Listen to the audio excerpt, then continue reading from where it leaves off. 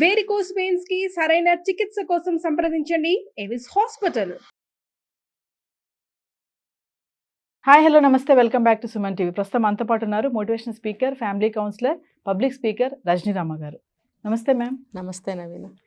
Ma'am, loneliness చాలామంది అనుకుంటారు కదా, ఒంటరిగా ఉంటే అసలు ఏంటి, ఎప్పుడు ఎలోన్గా ఉంటాడు, అలా పైకి వస్తాడా, అసలు జీవితంలో పైకి వస్తుందా ఈమె జీవితంలో అనుకుంటారు. ఈరోజు నేను ఒక టాపిక్తో మీ ముందుకు వచ్చాను. ఏ ఉమెన్ విత్ నో ఫ్రెండ్స్, అంటే ఫ్రెండ్స్ లేకుండా ఉన్నటువంటి ఒక మహిళ. మామూలుగా మనం చూసుకుంటే ఫ్రెండ్ సర్కిల్ ఉండాలి, ఫ్రెండ్స్ ఉండాలి, కోఆర్డినేషన్ ఉండాలి, కమ్యూనికేషన్ ఉండాలి, మాట్లాడుకోవాలి, షేర్ చేసుకోవాలి అంటూ ఉంటాం కదా. ఫ్రెండ్స్ లేనటువంటి మహిళలు కూడా చాలామంది ఉన్నారు. వాళ్ళ యొక్క స్ట్రెంగ్త్, వాళ్ళ మైండ్ సెట్ కానీ, వాళ్ళ పాజిటివ్నెస్ కానీ, ఇవన్నీ కూడా చాలా స్ట్రాంగ్గా ఉంటాయని నేను కూడా విన్నాను. అంటే ఉమెన్ విత్ నో ఫ్రెండ్స్ అంటే అసలు ఏం చెప్తారు? అలాంటి మహిళల యొక్క బలము ఎలా ఉంటుంది అంటే వాళ్ళకి ఒక బలమైనటువంటి గోల్, అంటే అది రీచ్ అవ్వాల్సిందే. ఒక్కొక్కరు చూడండి, ఒక ఐఏఎస్ కానీ, ఐపీఎస్ కానీ, ఒక మెడిసిన్ చదవాలంటే కూడా రిపీటెడ్గా ఎగ్జామ్స్ రాస్తూ ఉంటారు వాళ్ళు కదా. అంటే వాళ్ళకి ఒక అది గోల్. ఆ గోల్ రీచ్ అవ్వాలి అని అంటే ఈ మిగతా యావిగేషన్స్ అన్నీ పెట్టుకుంటే వాళ్ళు దాంట్లో ఎదగలేరు. ఎందుకంటే వాళ్ళకి టైం చాలా ఇంపార్టెంట్. టైము ఒక 1 minute వేస్ట్ అయినా వాళ్ళకి ఎంతో కోల్పోయినట్టు కంగారు పడిపోతూ ఉంటారు. ఎందుకంటే వాళ్ళు ఎక్కువ టైంని దానికోసం కేటాయించుకుంటే నేను ఇది ఒకటే చెప్తున్నానని కాదు, తనకి గోల్ అనేది ఏదైనా కావచ్చు గాక, మళ్ళీ రిపీటెడ్గా ట్రై అగైన్ అంటారు కదా, అటువంటి ప్రిపరేషన్స్లో ఉన్న వాళ్ళు కూడా ఉంటారు. ఇంకా ఏదైనా ఒక మ్యూజిక్ నేర్చుకోవాలి, లేదన్నా ఒక మంచి పని చేయాలి, లేదన్నా ఒక ప్రాజెక్ట్ ఏదైనా తయారు చేసుకుంటున్నారు, ఏదైనా ఒక లైఫ్ ఒక డిజైన్ చేసుకుని దాని ప్రకారం ముందుకెళ్తున్న వాళ్ళు అలా డిఫరెంట్గా ఉంటారు. ఉన్నప్పుడు వాళ్ళు ఇవన్నీ పెట్టుకున్నారనుకోండి, దీన్ని ఏమంటారంటే జింజట అంటారు. ఒక ఫ్రెండ్స్ అనేది ఉండాలి ఒక లైఫ్కి అనేది మనం జనరల్గా చెప్పుకునేది. ఇటువంటి వాళ్ళు ఏంటంటే వీళ్ళు ఎవరిని తనదైనటువంటి ఆ బౌండరీ లోపలికి ఎంటర్ చెయ్యరు, తర్వాత ఎంటర్టైన్ కూడా చెయ్యరు. ఎందుకంటే ఎవరు ఫుడ్ తినడానికి కూడా వాళ్ళు టైం వేస్ట్ అవుతుందంటే ఫుడ్ తినేదాన్ని కూడా అవాయిడ్ చేస్తూ ఉంటారు. సైంటిస్టులు చూడండి, ఆడవాళ్ళైనా మగవాళ్ళైనా, వాళ్ళు తిండి ఎప్పుడు తింటారో వాళ్ళకే తెలియదు. లిక్విడ్స్ తీసుకుంటూ వర్క్ చేస్తూ ఉంటారు ఏదో స్ట్రెంగ్త్ కోసం. అది అయిపోవాలి, అందులో మునిగి తేలుతూ ఉంటారు. పక్కన ఎవరైనా పలకరించినా మాట్లాడే సిచ్యువేషన్లో ఉండరు, ఫోన్లో వచ్చినా రిసీవ్ చేసుకునే సిచ్యువేషన్లో ఉండరు. ఎందుకంటే ఆ కాన్సన్ట్రేషన్, తర్వాత టైం వేస్ట్ అవ్వకూడదు. కాన్సన్ట్రేషన్ అని ఎందుకు అన్నానంటే అటువంటి దాంట్లో నిమగ్నమై ఉన్నప్పుడు కాన్సన్ట్రేషన్ ఈజ్ వెరీ ఇంపార్టెంట్. ఏ పని చేయాలన్నా కూడా కాన్సన్ట్రేషన్ అనేది చాలా అవసరము. అలాంటప్పుడు వీళ్ళు ఎందుకు డైవర్ట్ అవ్వాలని కోరుకుంటారు, ఎందుకు ఎవరితోనైనా మాట్లాడాలని అనుకుంటారు. కొంతమంది తలుపులు మూసేస్తారు, డోర్ కొట్టి మోగించుకొని తీయరు, కాలింగ్ బెల్ కనెక్షన్ తీసేస్తారు. కాలింగ్ బెల్ పొరపాటున మోగుతుంది, ఎవరన్నా వెళ్ళి కొడదామని చెప్పి చూస్తే కూడా వర్క్లో ఉంది అది, మనం కొట్టామంటే కూడా దెబ్బలాడతారు. కాలింగ్ బెల్ ఎందుకు మోగిస్తున్నావు, మేము డిస్టర్బ్ అయ్యాము అని అంటారు. ఎందుకంటే వాళ్ళ రీజనింగ్స్ వాళ్ళకు ఉంటాయి. అందుకని కొంతమంది కాలింగ్ బెల్ కనెక్షన్ కూడా తీసేస్తారు. డోర్ నాక్ చేస్తారేమో, ఇంట్లో వాళ్ళు ఎవరైనా బయటకు వెళ్తారు, మళ్ళీ వస్తే కనుక డోర్ తీయాలి, నాక్ చేస్తారు, నేను లేచి డోర్ తీయాల్సి వస్తుంది అని చెప్పి డోర్ కూడా కొంచెం దగ్గరగా వేసుకుంటారు. ఈ లోపల ఎవరన్నా ఏ అమెజానోడో వచ్చాడే అనుకోండి, వాడికి కూడా వాళ్ళు రెస్పాండ్ అవ్వరు, కొంచెం తీసే ఉందిగా డోర్ అక్కడ పడేసిపో అని ఇన్నర్ మీనింగ్ అనమాట. సో ఈ నవేడేస్ వాళ్ళకు కూడా అర్థమైపోతుంది. అలాంటి సిచ్యువేషన్లో వాళ్ళు ఏం చేస్తారు, డిస్టర్బ్ చేయకుండా అన్నీ ముందుగానే బిఫోర్ పేమెంట్స్ అయిపోతాయి కదా, ఆన్లైన్ పేమెంట్స్ అయిపోయి ఉంటాయి. అలాంటి వాళ్ళు ఆర్డర్ చేసిన వస్తువులకి ఏదైనా వాళ్ళు ఏం చేస్తారు, డోర్ నెంబర్ చూసుకుంటారు, వస్తువుని అక్కడ పడేస్తారు, పోతారు. వీళ్ళు వాళ్ళ ఓన్ టైంలో లేచి వచ్చినప్పుడు చూసుకుంటారు, తీసుకుంటారు. అంటే అంత మెయింటైన్ చేస్తున్నారు, నాకు తెలుసు, నేను చూస్తున్నాను కూడా రెగ్యులర్గా. సో వాళ్ళు ఒక్క నిమిషం టైం వేస్ట్ చేయరు, ఎవరిని ఎంటర్టైన్ చేయాలనుకోరు. మరి ఇంకా ఫ్రెండ్స్ని ఎందుకు పెట్టుకుంటారు అంటే వాళ్ళు ఆ కాన్సన్ట్రేషన్ కోసం వాళ్ళ మైండ్ని చాలా క్లియర్గా పెట్టుకుంటారనమాట. ఎటు కూడా అటు ఇటు కాన్సన్ట్రేషన్ డైవర్ట్ అవ్వరు. తర్వాత వాళ్ళ మైండ్ చాలా స్ట్రాంగ్గా ఉంటుంది. ఎలా స్ట్రాంగ్గా అంటే నేను అనుకున్నది గట్టిగా సాధించి తీరాలి అసలు ఎట్టి పరిస్థితుల్లో అని అంటారు కదా, ఆ రకమైన స్ట్రాంగ్గా ఫిక్స్ అయి ఉంటారు వాళ్ళు, దేనికి లొంగరు అనమాట. ఇంకా చెప్పాలంటే పెళ్ళి ఒక లైఫ్ను కూడా అవాయిడ్ చేస్తారు.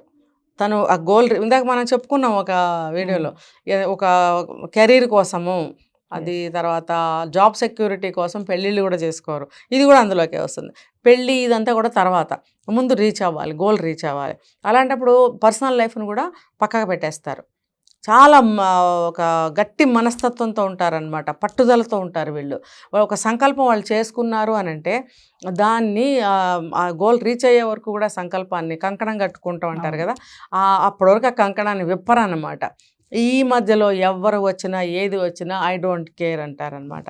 ఇంకేంటంటే వాళ్ళకి అవసరం ఉండదు, తనకేదైనా వస్తువులు కావాలంటే ఆర్డర్ చేసుకుంటారు, వెళ్ళి తెచ్చుకుంటారు. ఇంకా పక్క వాళ్ళు కొంచెం కొంచెం ఇట్లాగా కెలకాలని చూస్తారు కదా, డిస్టర్బ్ చేయాలి. అలాంటి వాళ్ళతో కూడా మొహం మీద చెప్పిన అమ్మాయిలే నేను చూస్తున్నా. అంటే నో ఫ్రెండ్స్ అంటే వీళ్ళందరూ వస్తారు కదా మేడం, అందరూ వస్తారు కాదు, ఇప్పుడు నైబర్స్ కానీ నైబర్స్ ఏదైనా అదే కూర్చొని మాట్లాడుకుంటారు ఏదైనా. ఇంకా ఎవరైనా ఇప్పుడు మనకు నైబర్స్ ఉన్నారనుకోండి, వాళ్ళు ఏమైనా పలకరించాలని చూస్తారు అవతల వాళ్ళు అనుకోండి, వీళ్ళకి లేదు. కానీ ఏదో నైబర్స్ కదా పలకరిద్దామని చూస్తే పలకరు. డోర్ కొట్టి లోపలికి వెళ్ళి కూర్చునే సంగతి తర్వాత సంగతి. ముందు ఎక్కడైనా కనిపిస్తారు కదా, దారిలో ఎక్కడైనా కనిపిస్తారు, మొహం తిప్పుకుని వెళ్ళిపోతుంటారు. ఎందుకనంటే ఎంటర్టైన్ చేయదలుచుకోలేదు నేను నీతో, నీ ఫ్రెండ్షిప్ నాకు అవసరం లేదు, నా కెరీర్ అదే గుర్తుంటుంది. సో వాళ్ళు ఒకటి సాధించాలన్నా ఒకటి చేయాలన్నా దేన్ని కూడా ఇందులోకి రానివ్వరు, యువతల వాళ్ళు ఎంత ప్రయత్నం చేసినా. అయితే వాళ్ళ దృష్టిలో ఎలా ఉంటుందంటే వీళ్ళు దేనికి పనికిరారనో, అసలు వీళ్ళు ఏం చేస్తున్నారని అనుమానాలు, ఏదో తెలుసుకోవాలని క్యూరియాసిటీలు నైబర్స్లో ఎక్కువైపోతూ ఉంటుంది. ఎవరేమనుకున్నా నాకు అనవసరం, నేను మాత్రం ఇలాగే ఉంటాను, నాకు ఇది ఇంపార్టెంట్. నేను అలాంటి వాళ్ళు ఏంటంటే చాలా స్వతంత్రమైన మైండ్తో ఉంటారు, స్వతంత్రమైన అభిప్రాయాలతో ఉంటారు, ఇండివిజువాలిటీ ఎక్కువగా ఉంటుంది వాళ్ళలో. అంటే ఎవరిది అప్రూవల్ తీసుకోరు అసలు, వాళ్ళదే. వాళ్ళదే నేను అనుకున్నాను, నేను ఇది చెయ్యాలి, నాకు ఎవరు చెప్పక్కర్లేదు, నాకు దీని మీద ఒక స్పెసిఫిక్గా ఒక ఒపీనియన్ ఉంది, ఒక థాట్ ఉంది, నాకు ఒక ప్లాన్ ఉంది, ఐడియా ఉంది. ఉన్నప్పుడు నేను ఎవరిని ఎందుకు అడగాలి, ఎవరిని ఎందుకు ఎంటర్ చేయాలి, ఎందుకు నా టైం వేస్ట్ చేసుకోవాలి? ఈ అరగంట ఈ 20 నిమిషాలు నేను నీతో స్పెండ్ చేస్తే నాకు వేస్ట్, అది ఇక్కడ స్పెండ్ చేస్తే నాకు అది వర్కౌట్ అవుతుంది. ఒక రీసెర్చ్లో ఉన్న వాళ్ళని తీసుకుంటే ముఖ్యంగా ఇలాంటివి బాగా కనిపిస్తుంటాయి. వాళ్ళు అసలు ఒక్క నిమిషం కూడా వేస్ట్ చేసుకోరు, ఎందుకంటే వాళ్ళు అనుకున్నది వాళ్ళు చాలా స్ట్రాంగ్గా ఫిక్స్ అయి ఉంటారు, ఒకటే మాట ఇంకంతే, మళ్ళీ అదే చెప్పుకుంటున్నాం. వాళ్ళు చాలా ఇండివిజువల్ మెంటాలిటీగా ఉంటారు, ఎవరు ఉన్నా లేకపోయినా ఐ డోంట్ కేర్, నేను ఒంటరిగా బ్రతకగలను. ఒకవేళ వాళ్ళు సాధించింది అయిపోయింది, సాధించేశారు, మ్యారేజ్ చేసుకునే ఏజ్ దాటిపోయింది, అప్పుడు కూడా వాళ్ళు డోంట్ కేర్ అండి. నాకు తెలిసిన ఒక డాక్టర్ ఉన్నారు, శైలజ అని, ఆవిడ 65 years ఏజ్, ఆవిడ కూడా ఇదే మెంటాలిటీ. ఈవెన్ పేషెంట్స్తో కూడా ఆవిడ 1/2 minute 1 minute కంటే ఎక్కువ మాట్లాడదు. ఏంటంటే నేను తెలుసుకున్నది, ఆవిడ ఇంకా దేని మీద రీసెర్చ్ చేస్తుంది ఆ ఏజ్లో కూడా. ఎందుకంటే ఒక పేషెంట్స్ త్వరగా చూసేసి పంపించేస్తే ఆ మిగిలిన టైంలో ఆవిడ ఏదో జర్నల్స్ చూసుకుంటూ ఉంటారంట. ఇంటికి వెళ్ళిన తర్వాత కూడా ఆవిడ వంట కూడా 2 రోజులకి చేసుకుంటుందో. సింగిల్గా ఉన్నప్పుడు మరి అన్నీ చేసుకోవాలి కదా, అయినా ఇవన్నీ వాళ్ళకి లెక్కలోకి రావు, ఎప్పుడు వాళ్ళ థాట్లోనే ఉంటుంటారనమాట. వాళ్ళకి ఎవరు అవసరం పడదు, ఎవరి మాట ఎవరి సలహా అవసరం ఉండదు వాళ్ళకి, తనే అన్నీ. మేడం అయితే ఫైనల్గా ఇలాంటి మైండ్ సెట్ ఉన్న వాళ్ళు లైఫ్ పార్ట్నర్గా వస్తే ఎలా ఉంటుంది లైఫ్ పార్ట్నర్? అసలు వాళ్ళు పెళ్లి చేసుకోవడానికి ఎక్కువగా ఇష్టపడరు, ఎందుకంటే ఆ ఏజ్ దాటిపోతుంది వాళ్ళకి. మ్యాక్సిమం ఇలాగే ఉంటాయి. ఒక 40 years దాటిపోయిన తర్వాత పెళ్లి చేసుకోవాలని ఆలోచన రాదు ఇంకా, ఎందుకంటే వాళ్ళకి ఆ లైఫ్కి అలవాటు పడిపోతారు, అదే బాగున్నట్టు ఉంటుంది, ఎటువంటి డిస్టర్బెన్సెస్ ఉండవు, తన పైన ఒక అథారిటీ చేసేవాళ్ళు ఎవరు ఉండరు, బోడి సలహాలు ఇచ్చి మన ఒపీనియన్ని మార్చేసేవాళ్ళు ఉండరు, తర్వాత మనం చేయబోతున్న పనిని ఇలా కాదు ఇలా అని చెప్పి సజెషన్స్ ఇచ్చేవాళ్ళు ఉండరు, ఎందుకంటే అవన్నీ ఆ స్టేజ్ దాటిపోతారు వాళ్ళు. ఇంకా అప్పుడు పెళ్లి చేసుకుంటే వాడు వేగలేడు, వీళ్ళు వాళ్ళ దారిలోకి ఎట్టి పరిస్థితుల్లో వెళ్ళలేరు, వాళ్ళు నలిగిపోతారనమాట. అవతల వాళ్ళు కూడా పర్సనల్ లైఫ్ని చాలా మిస్ అవుతారు వీళ్ళతోటి. కాబట్టి ఇలాంటి వాళ్ళు దాదాపుగా మ్యారేజ్లు చేసుకోరు, చేసుకుంటే కూడా అలాంటి category. Suppose for example scientist అయితే ఒక సైంటిస్ట్ని, డాక్టర్ అయితే ఒక డాక్టర్ని, ఏమన్నా ఎక్కడన్నా ఒక % మిగిలితే ఇష్టం ఉంటే అలా చేసుకుని సెటిల్ అయిన వాళ్ళు చాలా తక్కువ మంది ఉంటారు, తప్పితే మామూలుగా ఎవరితోటి సెట్ కాదు వాళ్ళకి. అంటే సక్సెస్ఫుల్ కేటగిరీస్లోనే ఇలాంటి మైండ్ సెట్లు ఉంటాయంటారు. ఖచ్చితంగా. లేకపోతే వాళ్ళు ఎలా సక్సెస్ అవుతారు?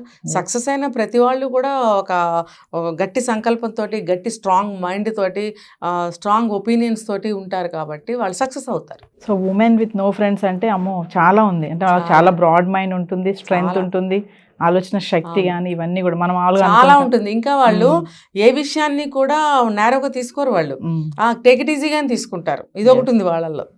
ఇప్పుడు మనం అదేంటి ఇది ఇలా జరిగిపోయిందంటే ఏముంది ఇందులో అంటారనమాట, అంత ఈజీగా తీసుకుంటారు, చాలా బ్రాడ్గా ఉంటారు వాళ్ళు, మంచి మనస్తత్వంతో కూడా ఉంటారు. ఎందుకంటే అంత బ్రాడ్గా ఉన్నవాళ్ళు అబ్వియస్లీ వాళ్ళ మైండ్ చాలా మంచి మనస్తత్వంగానే ఉంటారు వాళ్ళు. మంచి మనస్తత్వంగా ఉంటారు. సో వీళ్ళ వల్ల ఎవరికి నష్టం కూడా ఉండదు, కానీ వాళ్ళని డిస్టర్బ్ చేయటం వాళ్ళు ఇష్టపడరు. ఎస్ వాళ్ళు చాలా ఇండివిజువల్గా, చాలా బ్రాడ్ మైండ్గా, చాలా వాళ్ళకి మెంటల్గా చాలా పవర్ఫుల్గా కూడా ఉంటారు వాళ్ళు. ఎందుకంటే వాళ్ళు సంకల్పం ఎప్పుడైతే అంత స్ట్రాంగ్గా చేసుకుంటారో, వాళ్ళ నిర్ణయాలన్నీ స్వతంత్రంగా ఇండివిజువల్గా తీసుకోవటం ఎప్పుడైతే అలవాటు అవుతుందో, వాళ్ళు చాలా అంటే చాలా స్పెసిఫిక్గా, స్ట్రాంగ్గా, చాలా శక్తివంతంగా, పవర్ఫుల్గా ఉంటారు వాళ్ళు. Yes thank you.